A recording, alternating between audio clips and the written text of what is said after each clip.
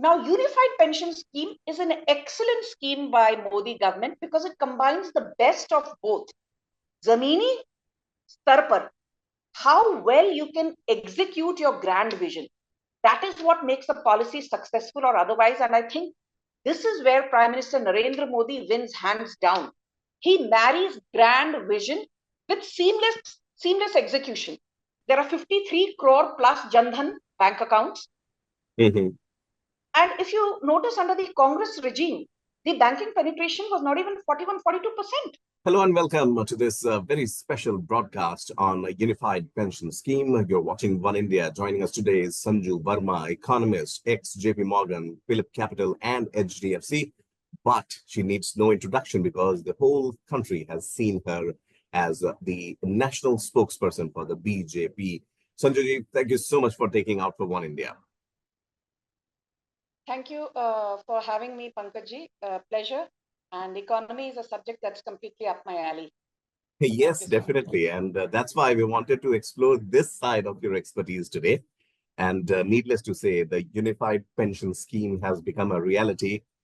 How, in your opinion, Sanjuji, this UPS demonstrate the Modi government's commitment to both securing pensions and maintaining India's economic stability? That's an excellent question. Very quickly, Mhm.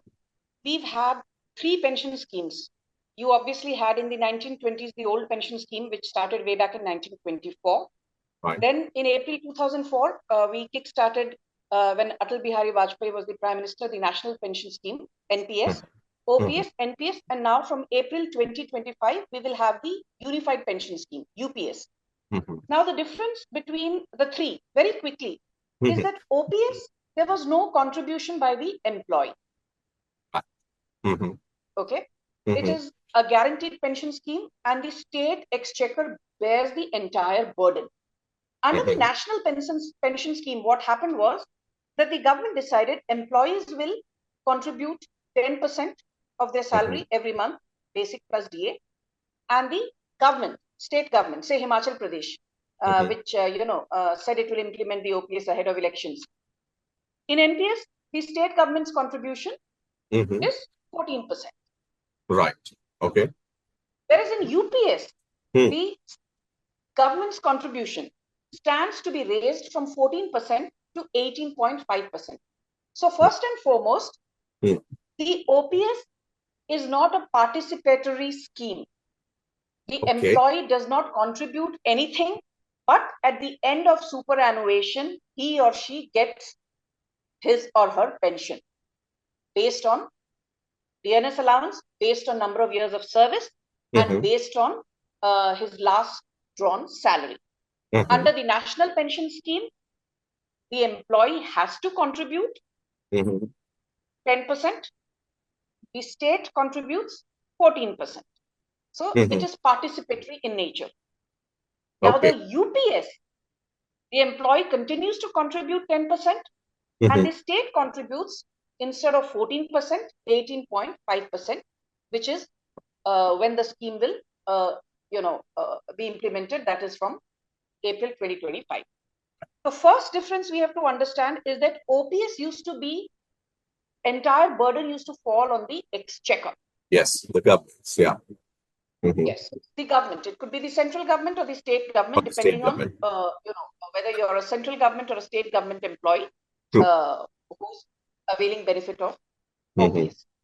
Under Okay. NPS, the burden is distributed partially between the Right. retiree or the employee and Mhm. the central or state government, as the case may be. Now, Unified Pension Scheme is an excellent scheme by Modi government because it combines the best of both. On the one hand, like OPS, there is assured pension, there is family pension, there is minimum pension, and all the three are indexed in terms of inflation. So you're protected against inflation. You get a minimum amount at the end of your superannuation, depending on 10 years of service or minimum qualifying period of 25 years of service, what have you. And on the other hand, while giving you benefits like OPS in terms of stability, in terms of a guaranteed amount, in terms of a minimum amount, it also takes the best of NPS. How? Because in the NPS corpus, you invest at least 40% of the corpus in equity or market-linked instruments, corporate bonds, annuity-based schemes. Okay.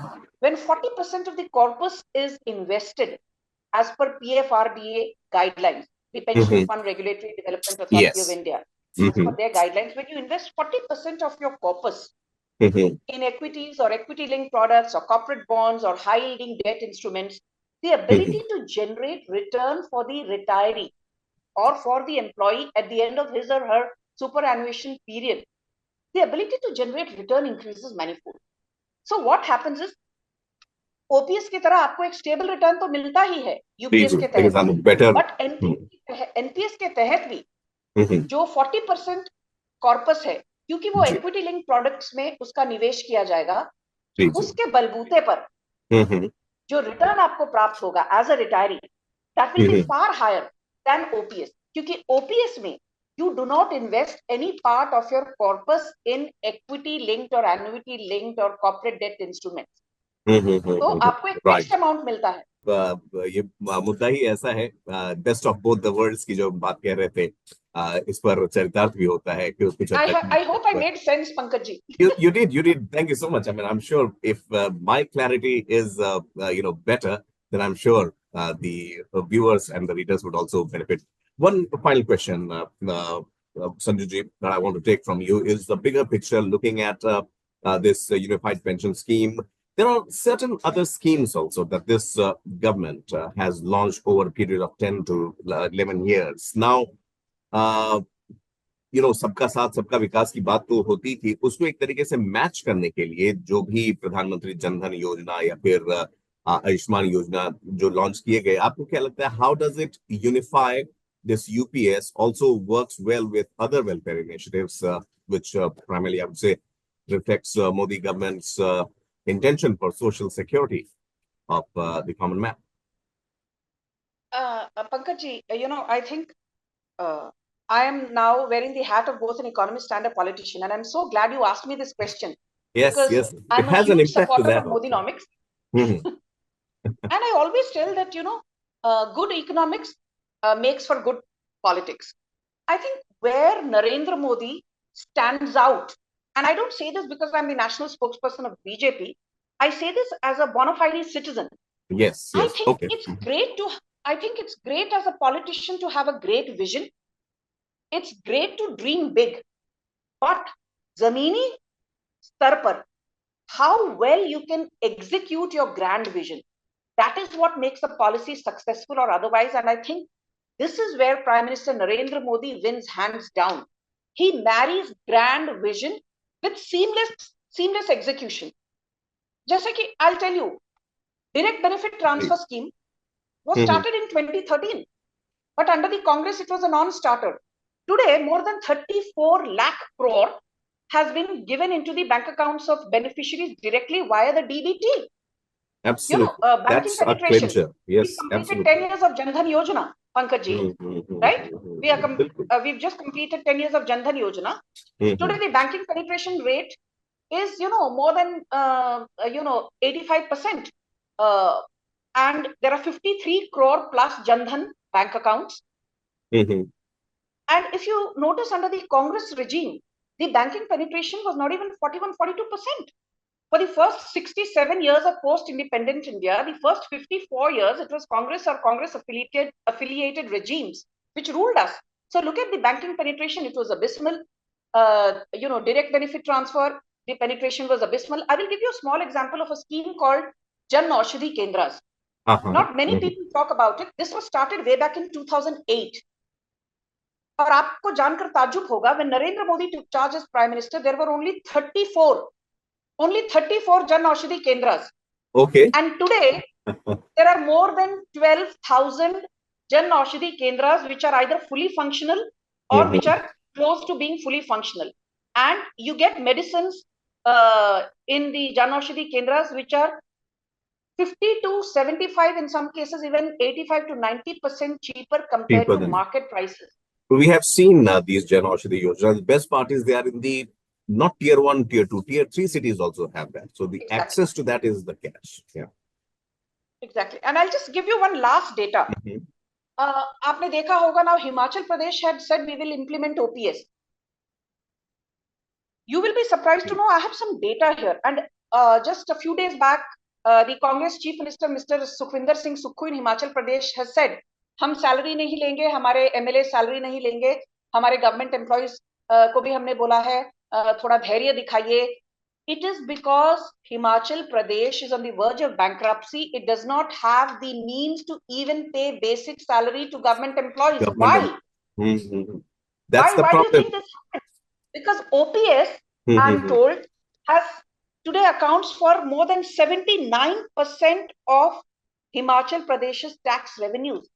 जब आपका tax revenue का 79-80% सिर्फ pension पेआउट्स में चले जाता है, फिर कुछ चले जाता है interest payment on date, because every state government borrows money, right, from various sources.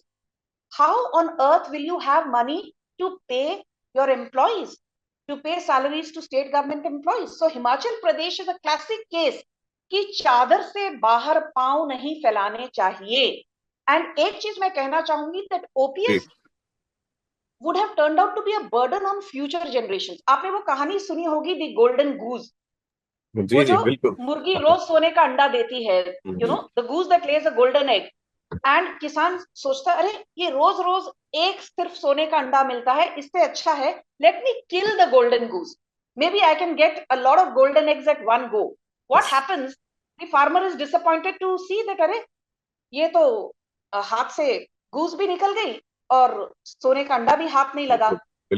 So what I'm trying to say is that you know, you have to be very practical. You have to ensure that you don't go overboard. You know, you can't be the farmer who wanted to kill the golden goose to want all the eggs, golden eggs at one go. And Himachal Pradesh is a classic example where because of lack of practical approach and in wanting to appease vote bank, what Congress has done is it has pushed Himachal Pradesh, a beautiful state, into the throes of bankruptcy. So welfareism is a great policy. You have to adopt a welfarist approach in a country like India, which is what Narendra Modi government is doing. But while practicing welfareism, you cannot lose sight of the broader picture. You can't practice freebies in a manner that push your government into the throes of bankruptcy. आर्थिक दिवालियापन निकालने के बाद आप भला कैसे welfareism practice कर पाओगे? बिल्कुल ma'am. And that's why, ma'am, that's why I would say that BJP scores here, because the fiscal prudence that we were talking about and, you know, promising freebies or services during election season is a different thing, but walking that tightrope is a totally different ball game altogether. Sanju Verma ji, thank you so much. I know your time is of essence, even on the weekend for you, but nonetheless, thank you so much for speaking to Oneindia. We really appreciate your presence here. Don't miss out. Log on to oneindia.com for more updates.